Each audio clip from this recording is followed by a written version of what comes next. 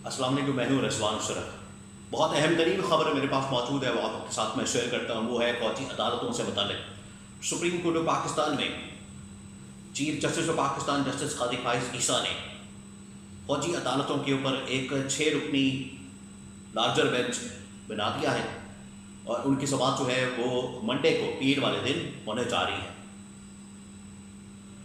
یہ جو 6 رکنی بینچ ہے، یہ اس کی سربراہی جسٹس امین الدین خان کے سپورٹ کی گئی ہے، اور یہ 6 رکنی لارجر بینچ جو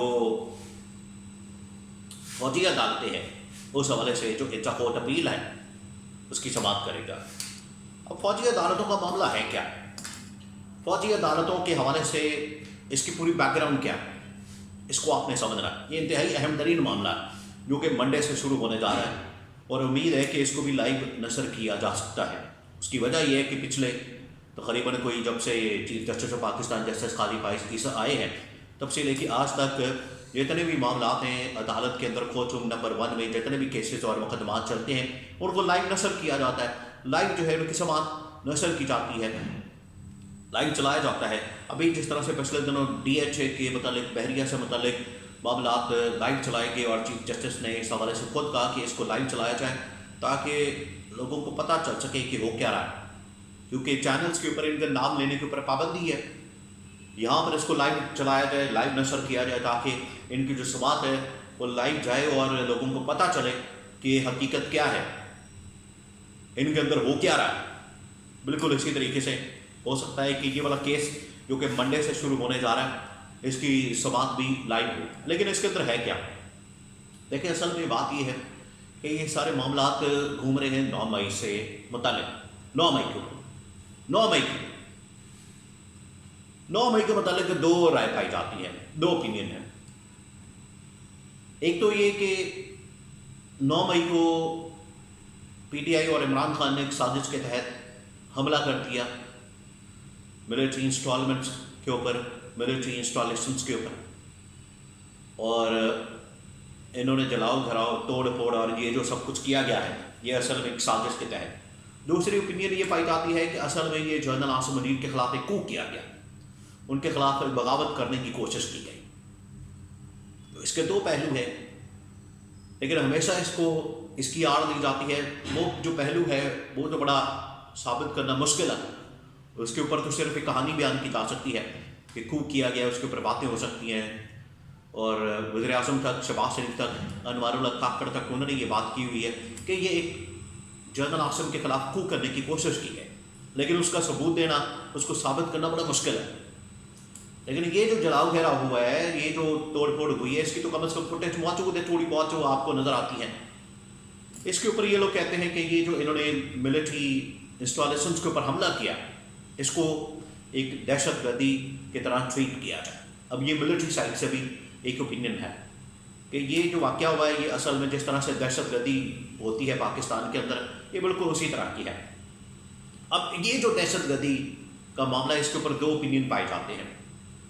جو ملٹری سائڈ سے اوپینین ہے وہ تو یہ آتا ہے کہ یہ دہشت گردی ہے، اور بالکل جس طرح سے طالبان حملہ کرتے ہیں، TTP والے حملہ کرتے ہیں، یا باقی دہشت گرد حملہ کرتے ہیں، بالکل اسی طریقے سے PTI والوں نے احتجاج کی آڑ میں حملہ کیا۔ ایک تو یہ اوپینین ہے۔ دوسرا اوپینین پھر عدالت کے اندر ابھی چند دن پہلے جب سماعت ہوئی 9 مئی سے متعلق 5 ملزمان کو، ان کو وہاں پر ضمانت بھی مل گئی، وہاں پر جسٹس نے باقاعدہ طور پر اس پورے معاملے کو کوشچن کیا کہ اس معاملے کے اوپر دہشت گردی کی اتفاق کیسے لگائی جا سکتی ہے؟ یہ واقعہ تو دہشت گردی نہیں ہے، یہ تو احتجاج کرنے آئے تھے، انہوں نے تو احتجاج کیا تھا، انہوں نے وہاں پر احتجاج کرنا تھا، اور احتجاج کرنے والے کس طرح سے دہشت گرد ہو سکتے ہیں؟ انہوں نے وہاں پر اگر کوئی توڑ پھوڑ کی ہے تو اس کا سدباب ہونا چاہیے تھا، اس کو روکا جانا چاہیے تھا، اس کی روک تھام ہوتی، اس کو روکا جاتا۔ ان کو اسی طرح سے نہیں، ایسے ہی نہیں کہ یہ آ گئے چڑھ گئے اور چڑھائی کرتی ہے اور آ کے پھر ان لوگوں نے حملہ کر دیا ہے۔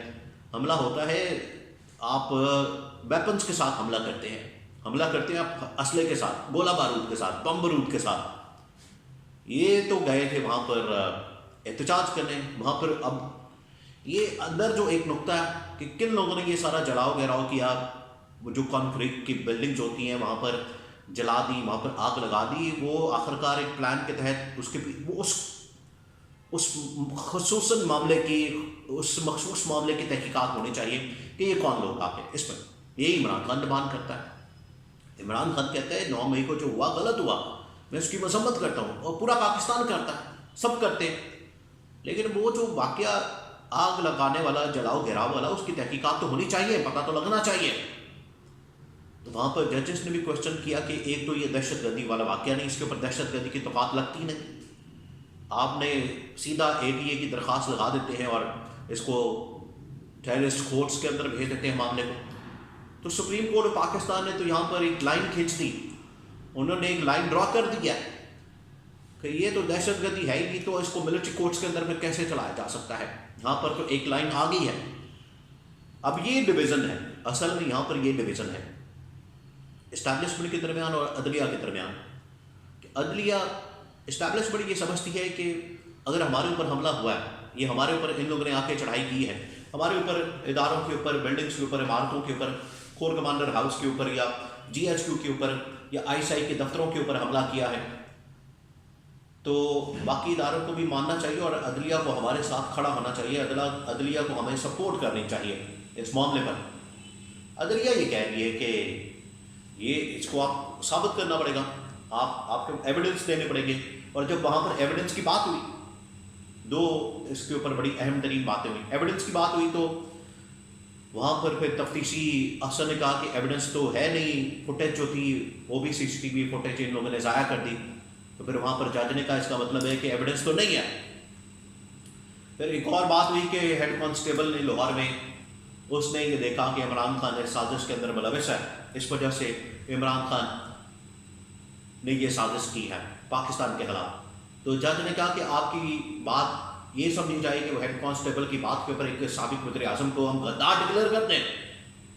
یہ وہ بڑی حساس چیزیں ہیں. جب یہ اس طرح کے معاملات آگے بڑھتے ہیں، آگے جاتے ہیں، تو پھر چیزیں بڑی حساس ہو جاتی ہیں.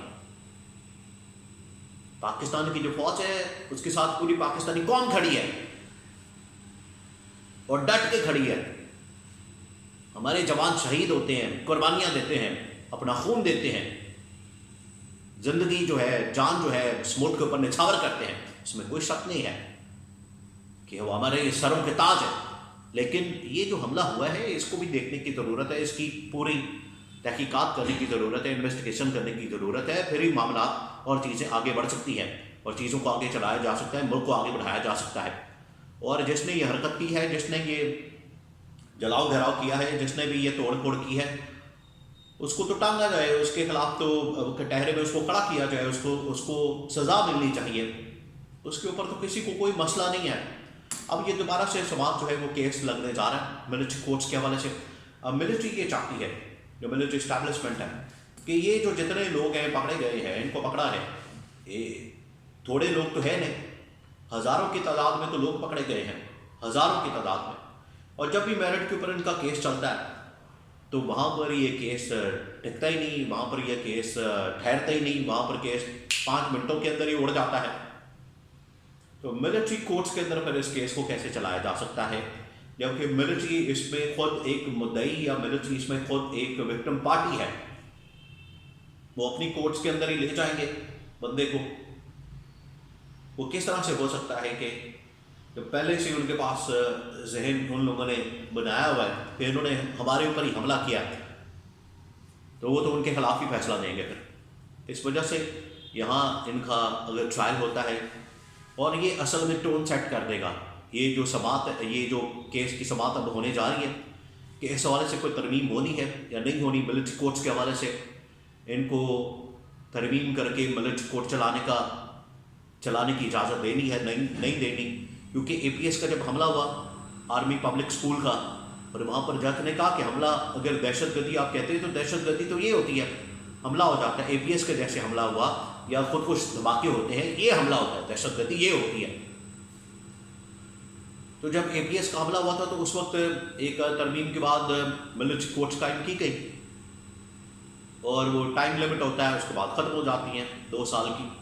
اب اس کو دوبارہ سے اگر آپ نے ترمیم کرنی ہے، ترمیم کر کے تو آپ ملٹری کورٹس بنا سکتے ہیں، ادروائز ملٹری کورٹس نہیں بن سکتی.